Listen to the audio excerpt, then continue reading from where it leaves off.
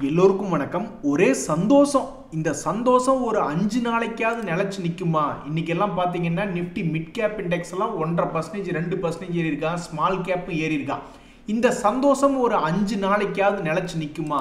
அதாவது ஷேர் மார்க்கெட்ல பழம் தின்னு கொட்டை போட்டவங்க எல்லாம் என்ன மாதிரி யோசிச்சுட்டு இருப்பாங்கன்னா, ஓகே 9 டேஸ் மூவிங் ஆவரேஜுக்கு மேல வந்து நிஃப்டி க்ளோஸ் ஆயிருக்கு, அப்ப அடுத்த ஒரு 4-5 நாட்கள் சந்தோஷமாக இருக்குமா அப்படின்ற மாதிரி யோசிச்சு பார்த்துக்கிட்டு இருக்காங்க. ஆனா அவங்களுக்கு தெரியாது, அந்த காலத்துல ஒரு லாஜிக் படி ஏறிச்சு, லாஜிக் படி இறங்கிட்டு இருந்தது ஷேர் மார்க்கெட். ஆனா இப்போ 2K கிட்ஸ் எல்லாம் உள்ள போந்து அடி வெளுத்து விட்டுக்கிட்டு இருக்காங்க, என்னத்தையாவது ஒன்று பண்ணிக்கிட்டே இருக்காங்க. ஸோ ஷேர் மார்க்கெட் அப்படிங்கிறது என்ன, பல பேர்த்தினுடைய எண்ணம். சில பேர் வந்து மேல் நோக்கி வரும், கீழ் நோக்கி வரும்னு என்னத்தையாவது வாங்குறதும் விற்கிறதும் ஷேர் மார்க்கெட்டுக்குள்ள பண்ணிக்கிட்டே இருக்காங்க, அவங்களுடைய வியூஸை பொறுத்து. முதல்ல அதெல்லாம் வந்து பெரும்பாலும் எஃப்ஐஸ் வச்சதான் சட்டம் மாதிரி, அவன் வாங்கினா ஏறும் வித்தானா இறங்கும் அப்படின்ற மாதிரிலாம் இருந்தது. இப்போ எல்லாம் ஒரே கந்தரகோலமாக இருக்கக்கூடிய இந்த நேரத்தில் தொடர்ந்து இந்த 9 டேஸ் மூவிங் ஆவரேஜ் இன்னைக்கு தாண்டி இருக்கா. அடுத்து வரக்கூடிய 4-5 நாட்கள் சந்தோஷமாக இருந்ததுன்னா பழைய ஆட்கள் ஜெயிச்சிட்டாங்கன்னு அர்த்தம். அப்படி இல்லைன்னா இப்போதைக்கு ஷேர் மார்க்கெட் ஒரு கன்ஃபியூஷன் குட்டியாக இருக்கு அப்படின்ற மாதிரி தான் அர்த்தம். எது எப்படியோ இன்னைக்கு தேதி பொறுத்த வரைக்கும், இந்த செகண்டை பொறுத்த வரைக்கும் நிஃப்டி என்பது தற்போதைக்கு ஒரு சிறிய இன்பம் கொடுக்குமா அப்படின்ற மாதிரி தான் நிறைய பேர் யோசிப்பாங்க. ஆஹா இன்னைக்கு ஒரே இன்ப அதிர்ச்சியா போயிருச்சு நண்பர்களே. ஷேர் மார்க்கெட்ல ரிசல்ட் வந்த ஷேர்கள்லாம் பறக்கிறார். போன வாரம் ஆகட்டும், இந்த வாரத்தினுடைய ஸ்டார்டிங் ஆகட்டும், 2 வாரமாக ரொம்ப சுணக்கமா இருந்தது.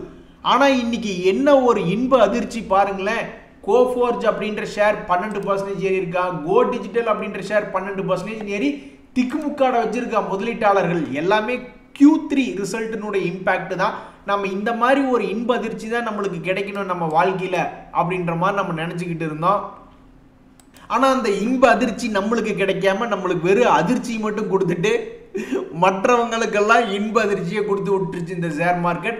நண்பர்கள் இந்த சமயத்தில் இப்படி யோசிச்சு பாருங்க, உன்ன மாதிரி ஒருத்த வேண்டாயா, அதாவது உன்ன மாதிரி ஒரு 10 பேர் வேணாயா, நீ ஒருத்த மட்டும் இருந்தா போதும் அப்படின்னு சொல்ற மாதிரி உலகத்தில் இருக்கக்கூடிய 100 பெரிய நிறுவனங்கள் திடீர்னு இந்த 2025 நாங்க மறுபடியும் அடிஷனலாகவோ அல்லது புதுசாகவோ ஆளுக்கு ஒரு 50,000 கோடி நாங்க இன்வெஸ்ட்மெண்ட் பண்றோம், ஃபாரின் டைரக்ட் இன்வெஸ்ட்மெண்ட் பண்றோம் அப்படின்ற மாதிரி சொன்னாங்கன்னு வச்சுங்க, டக்குன்னு 50 லட்சம் கோடி ஆயிரம் நம்மளுடைய நாட்டில் இன்வெஸ்ட்மெண்ட் அப்படின்றது அது நம்மள ஒரு மிகப்பெரிய வல்லரசா மாத்திரும்.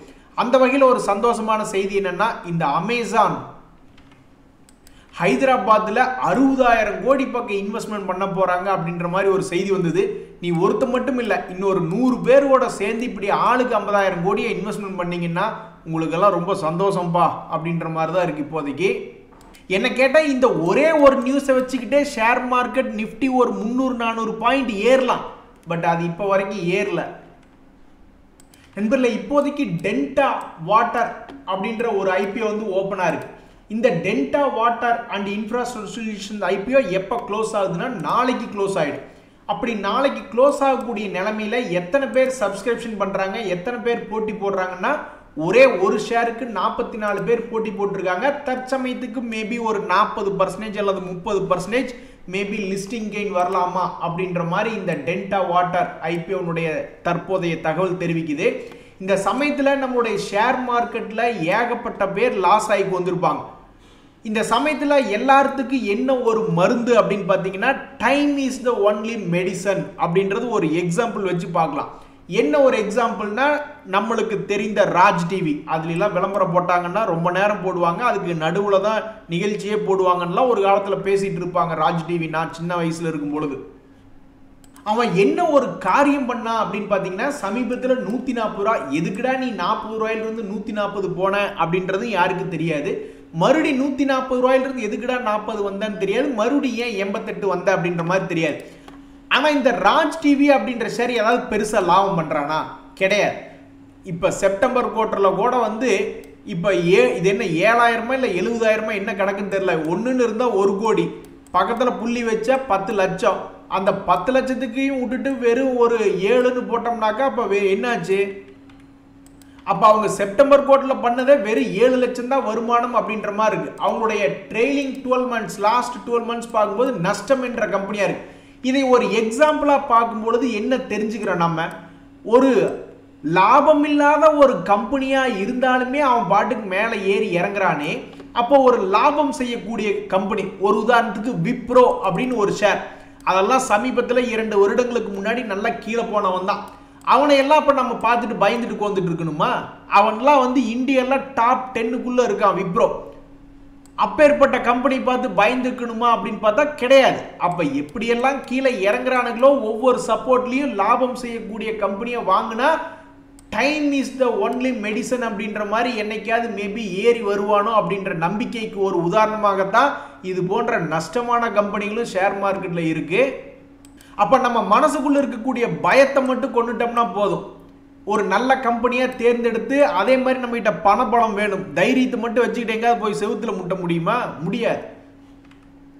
அந்த பக்கம் திரும்பி பார்த்தா சோன்னு மழை, இந்த பக்கம் திரும்பி பார்த்தாலும் சோன்னு மழை அப்படின்ற மாதிரி இன்னைக்கு மார்க்கெட்ல எந்த பக்கம் போனாலும் ஒரே லாபமா இருக்கு நிறைய கம்பெனிகளுக்கு. அந்த வகையில் இந்த ஜேகே லக்ஷ்மி சிமெண்ட் ஷேர் கூட சமீபத்தில் இவங்க இது ஏறுவானா இறங்குவான்னு பார்த்துட்டு இருந்த காலத்தில் அவனை முதல் கொண்டு பல்வேறு கம்பெனிகள் 5%, 10%, 15% ஏறி பல பேர்த்த இன்னைக்கு மகிழ்ச்சிக்குள்ளாயிருக்கு. ஸோ ப்ராபப்ளி இன்னைக்கு நிறைய பேர்த்துக்கு போர்ட்ஃபோலியோ என்பது மோஸ்ட்லி ப்ளஸ்ஸாக இருக்கிறதுக்கு தான் வாய்ப்புகள் அதிகம். ஸோ இந்த சந்தோஷம் பொதுவாக 9 days மூவிங் ஆவரேஜை தாண்டி க்ளோஸ் ஆகிருக்கக்கூடிய இந்த நிஃப்டி அடுத்து வரக்கூடிய 4-5 நாளில் ஒரு பேருக்காவது லாபம் செஞ்சு கொடுக்குமா, கொஞ்சம் சந்தோஷத்தை கொடுக்குமா? ஒரு மாசமா எங்களை போட்டு அடி லெஃப்ட் அண்ட் ரைட் வாங்கிக்கிட்டு இருக்கியே, அடுத்த ஒரு மாசமாவது நீ ஏறக்கூடாதா அப்படின்றதான் இப்ப பல பேர்த்தினுடைய கோரிக்கையாக இருக்கிறது. உச்சத்தின் உச்சமே எங்கள் அச்சமே அப்படின்ற மாதிரி பல்வேறு கம்பெனிகள் உச்சத்தில் ட்ரேட் ஆகிட்டு இருக்கான். விப்ரோ எடுத்து பார்த்தாலும் சரி, கீழே விழுந்து கிடந்தவன் அவனுடைய பழைய ஹையை தாண்டுற மாதிரி வர்றான். இந்த ஜென்சார் டெக் அப்படின்றவன் லைஃப் ஹைல தாண்டி லைஃப் ஹைனுடைய ஹையை உடைச்சு மறுபடியும் மேல் நோக்கி போற மாதிரி இருக்கான். ஆனால் ரெட்டிங்டன் அப்படின்ற ஒரு ஷேர் எடுத்து பார்த்தாலும் அவனு உச்சத்தின் உச்சமே அப்படின்ற மாதிரி அவனு ஹை பக்கத்தில் வர மாதிரி வர்றான். இந்த பரதீப் பாஸ்பேட் அப்படின்ற ஷேர் எடுத்து பார்த்தாலும் எல்லாருமே அப்படி வர்றானுங்க. சரி, நீங்களாவது நல்லா இருங்க ஐயா அப்படின்ற மாதிரி தான் நம்ம வாழ்த்த முடியும். அந்த காலத்தில் பார்த்தீங்கன்னா 2021, 22 பார்த்தீங்கன்னா 100க்கு கிட்டத்தட்ட 70-80 கம்பெனிகள் இப்படி மேல் நோக்கியே தான் ஏறி வந்துகிட்டு இருந்தான். அதுக்கப்புறம் எல்லாம் குப்புறப்படுத்திட்டாங்க மார்க்கெட் சரியில்லைன்னு. பட் இருந்தாலுமே இன்னுமே கண்டினியூஸாக ரொம்ப செலக்டிவான பங்குகள் தொடர்ந்து உச்சத்துக்கு பக்கத்திலேயே இருக்கு. அந்த வகையில் உச்சத்தின் உச்சமாக இது போன்ற எக்ஸாம்பிள் கொண்ட பல ஷேர்கள் இன்னமும் உச்சத்தில் ட்ரேட் ஆகிட்டு இருக்கு. இவங்க எல்லாத்துக்குமே ரொம்ப மகிழ்ச்சியா இருக்கு. இந்த சமயத்தில் இந்த ஆவாஸ் ஃபைனான்சியர்ஸ் அப்படின்ற ஒரு ஷேர் பல பேர்த்த போட்டு தள்ளின ஷேர் ஹையிலிருந்து 60% மேலே இறங்கிட்டான். அப்படி 60% மேலாக இறங்கி முதலீட்டாளர்களுடைய வயிற்றுல ஒரு மாதிரி டென்ஷனை கிளப்பி விட்டவன் தான் இந்த ஆவாஸ் ஃபைனான்சியர். இப்போ இவன் ஒரு நல்ல குடி நாச்சி மாதிரி இவன் என்ன பண்ணியிருக்கான் அப்படின்னு பார்த்தீங்கன்னா, இன்றைய செய்தி 2 days மூவிங் ஆவரேஜுக்கு மேலே ஒரு பெரிய கேண்டிலாக வச்சிருக்கான். இந்த ஆவாஸ் ஃபைனான்சியர் அப்படின்ற ஷேரை பொறுத்த வரைக்கும் இன்னும் டிசம்பர் குவார்டர் ரிசல்ட் அப்படின்றது வரல.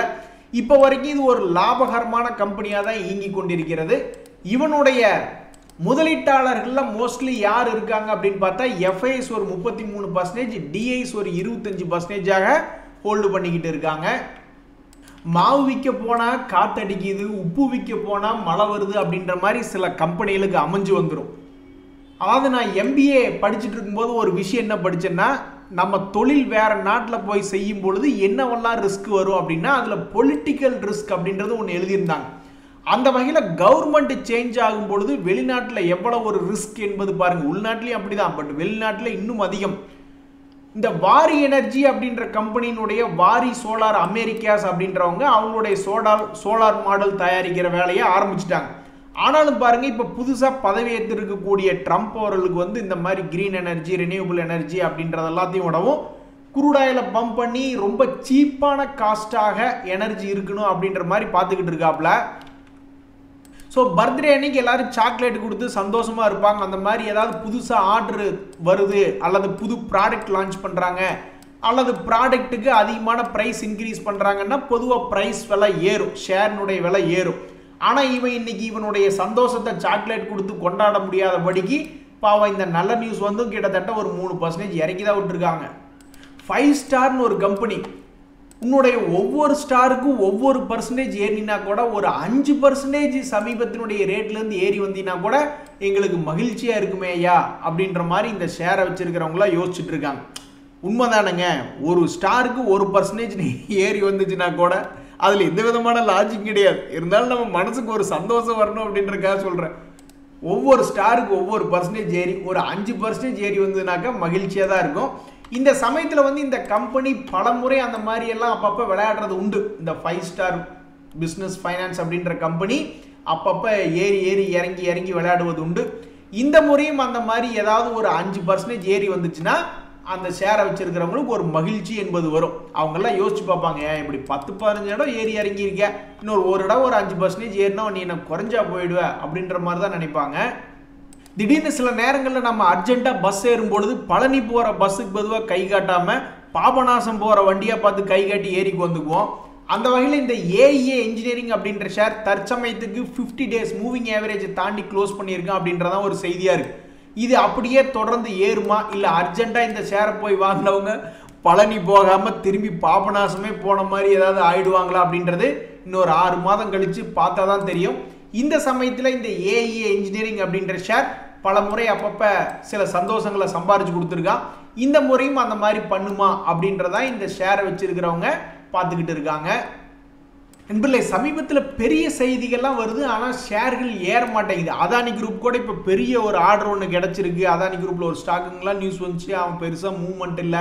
இந்த ஹட்கோ அப்படின்ற ஷேர் கூட பாருங்களேன், கிட்டத்தட்ட 25,000 கோடிக்கு ஒரு மெமரண்டம் ஆஃப் அண்டர்ஸ்டாண்டிங் போட்டிருக்காங்க. பட் அவனும் கீழே தான் படுத்து கிடக்கிறான்.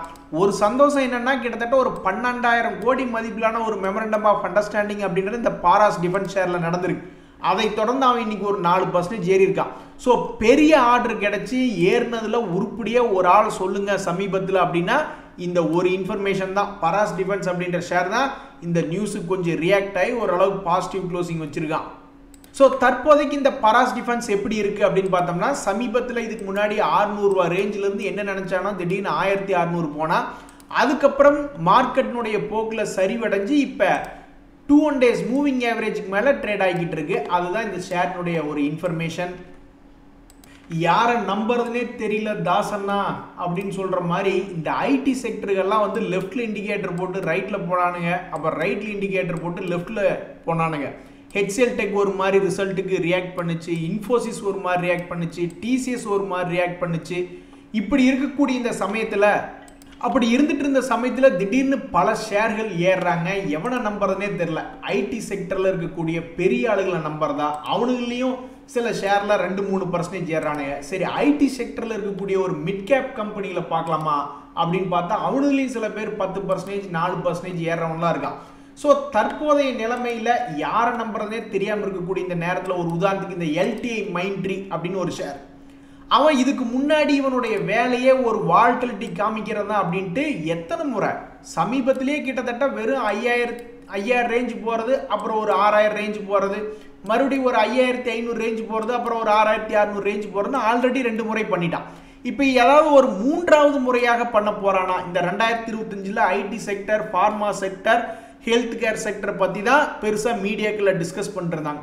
அப்படி இவன் ஏதாவது மேல் நோக்கி போறானா? அதே மாதிரி இந்த எம்ஃபாசிஸ் டிசிஎஸ்னு 2 பங்குகள், அதே மாதிரி இந்த எம்ஃபாசிஸ் அப்படின்ற பங்கு அவனு வந்து அப்பப்போ சப்போர்ட்ல இருந்து ஏறக்கூடிய ஒரு ஆளாக இருந்திருக்கா. இந்த முறையும் அதே மாதிரி ஏதாவது ஒரு 300-400 ரூபாய் ஏறுவானா? டிசிஎஸ் அதே போல தான், அவன் தான் இருக்கிறதுலே top most leader IT revenue பொறுத்த வரைக்கும். ஸோ அவங்க இது ஏதாவது மறுபடியும் 4000 ரூபா ரேஞ்சில் இருந்து ஒரு 5000 பக்கத்துலக்கு இது போகிறானா அப்படின்னு யாரை நம்புறதே தெரில. பட் இப்போதைக்கு இந்த 3 ஷேர்கள் என்பது கீழே இறங்கிட்டு இன்னைக்கு மேல் நோக்கி ஏறுற மாதிரி காமிச்சிருக்கான் இப்போதைக்கு. இந்த சமயத்தில் நண்பர்களே, இன்னைக்கு இந்த மார்க்கெட் பார்க்கும் பொழுது நிஃப்டி வந்து அந்த 9 days மூவிங் ஆவரேஜை தாண்டி க்ளோஸ் பண்ணியிருக்கான். இதனால் என்ன ஆகுதுன்னா, பல்வேறு மிட் கேப் ஸ்மால் கேப் கம்பெனிகள் நம்பிக்கையாக 4%, 5% அப்படின்ற மாதிரி ஏறி இருக்கான். இது அப்படியே கண்டினியூ ஆகணும்னா ஒரு 4-5 நாளைக்காகவாது இந்த நிஃப்டி 50 இண்டெக்ஸ் 9 days மூவிங் ஆவரேஜுக்கு மேலே இருந்ததுன்னா இன்னொரு 10-20% அப்படின்றது சேர்ந்தாப்புல கிடைக்கும். இன்னைக்கு ஒரே நாளில் கொஞ்சம் கிடைச்சிருக்கு. இன்னும் ஒரு 4-5 நாளைக்கு சேர்ந்தாப்புல கிடைக்கணும்னா இந்த நிஃப்டி தொடர்ந்து அடுத்தடுத்த நாட்களில் ஒரு 30 பாயிண்ட் 40 பாயிண்ட்னாவது ஏறி சந்தோஷத்தை கொடுக்கணும். இடையில இந்த குறுக்க இந்த கௌசிக் வந்தா அப்படின்ற மாதிரி கரடிகள் எதுவும் வந்து தொல்லை பண்ணலினா பொதுவாக அடுத்து ஒரு 4-5 நாளுக்கு இந்த 9 days மூவிங் ஆவரேஜுக்கு மேலே நிஃப்டி இருக்கிற வரைக்கும் ஏதோ ஒரு சிறிய இன்பம் அப்படின்றது கிடைச்சதுன்னா எல்லாத்துக்குமே மகிழ்ச்சி தான். ஆனால் இந்த மாதிரியெல்லாம் பண்ணால் கண்டிப்பாக சந்தோஷம் வராதுங்க. வேலையை விட்டுட்டு வந்து ஷேர் மார்க்கெட்டில் சம்பாதிக்கலாம்னு வந்தால் இதையே ஒரு பிரைமரி தொழில் அப்படின்றத எடுத்துகிட்டு வந்தால் உண்மையிலேயே ரிஸ்க் தான். எனக்கு தெரிஞ்சு பல லட்சம் கோடியெல்லாம் போட்டு டிரான்சாக்ஷன் பண்ணுறவங்க அசால்ட்டாக ஒரு மாதிரி டெலிவரி மாதிரி எடுத்து அல்லது லாங் டேர்ம் ஆப்ஷன் ட்ரேடிங்கே பண்ணாலும் லாங் டேர்ம் ஆப்ஷன் ட்ரேடிங் எல்லாம் பண்ணிக்கிட்டு பீஸ்ஃபுல்லாக இருக்காங்க. நம்ம சும்மா ஏதோ கிடைக்கிற சம்பளத்தை விட்டுட்டு ஷேர் மார்க்கெட்டில் வந்து பெருசாக ஏதாவது ஒன்று பண்ணிவிடுவேன் அப்படின்ற மாதிரி டைரெக்டாக உள்ளே வரோம்னு வச்சிங்களேன், அதுக்கெல்லாம் பல கோடிகள் கையில் இருக்கணும். அதை விட்டுட்டு ஒரு 4 லட்சம் இருக்குது 5 லட்சம் இருக்குது அதை தூக்கிட்டு உள்ளே வந்தோம்னாக்கா நம்மளை எல்லாம் முடிச்சு விட்டு வெளியே அனுப்பிச்சிருவாங்க.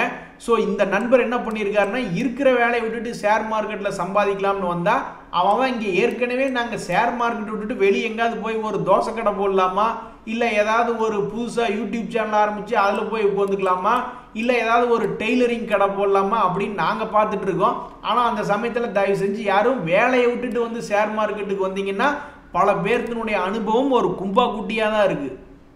ஆடாடா இங்கே பார்த்தீங்களா, ஒரு நண்பர் வந்து ஸ்டாக்ல வந்து ஷேர் மார்க்கெட்டில் ஷேர்லாம் வாங்கி வச்சு நல்லா லாபம் பார்த்துருக்காரு. அப்புறம் திடீர்னு அவருடைய கெட்ட நேரம் வினாசகாலே விபரீத புத்தி அப்படிம்பாங்க, டக்குன்னு ஃபியூச்சர் அண்ட் ஆப்ஷனில் போய் மாட்டிக்கிட்டு 3 லட்ச ரூபாய் நஷ்டம் பண்ணி விட்டாப்ல. இப்போ அது கூட தொலையுது, பணம் போனால் தொலையுது. ஆனால் இப்போ அந்த ஆப்ஷன் ட்ரேடிங்க்கு நான் அடிமையாயிட்டேன், அதுலேருந்து வெளியவே வர முடியல அப்படின்ற மாதிரி யோசிச்சுட்டு இருக்காரு. என்னை பொறுத்த வரைக்கும் நானாக இருந்தேன்னா ஊர் பூரா போய் சொல்லிடுவேன் இந்த மாதிரி ஆப்ஷன் ட்ரேடிங் பண்ணி லாஸ் ஆயிடுச்சுன்னு. அப்புறம் அவனுக்கு எப்போ பார்த்தாலும் எங்கே பார்த்தாலும் நம்மளை 4 பேர்த்துக்கு முன்னாடி வச்சு அன்றைக்கே லாஸ் பண்ணி இப்போ என்ன பண்ணிக்கிட்டு இருக்கேன்னு திரும்பி கேட்கும்பொழுது நம்மளுக்கு சடார்னு அடித்த மாதிரி இருக்கும். அப்புறம் நம்மளே அதை விட்டு வெளியே வந்துடுவோம். ஸோ என்னை பொறுத்த வரைக்கும் இது மாதிரி பப்ளிக்கே எடுத்தையாவது அப்பா அம்மாகிட்டேயோ அல்லது சொந்தக்காரங்கிட்டேயோ சொல்லி விட்டோம்னாக்கா அப்புறம் அவங்களே நம்மளை பார்த்துக்குவாங்க அப்படின்றத என்னுடைய கருத்து. இன்றைய தகவல் அனைத்தும் உங்களுக்கு உதவியாக இருந்ததுன்னா எனக்கும் மகிழ்ச்சி தான். ரொம்ப நன்றி, வணக்கம்.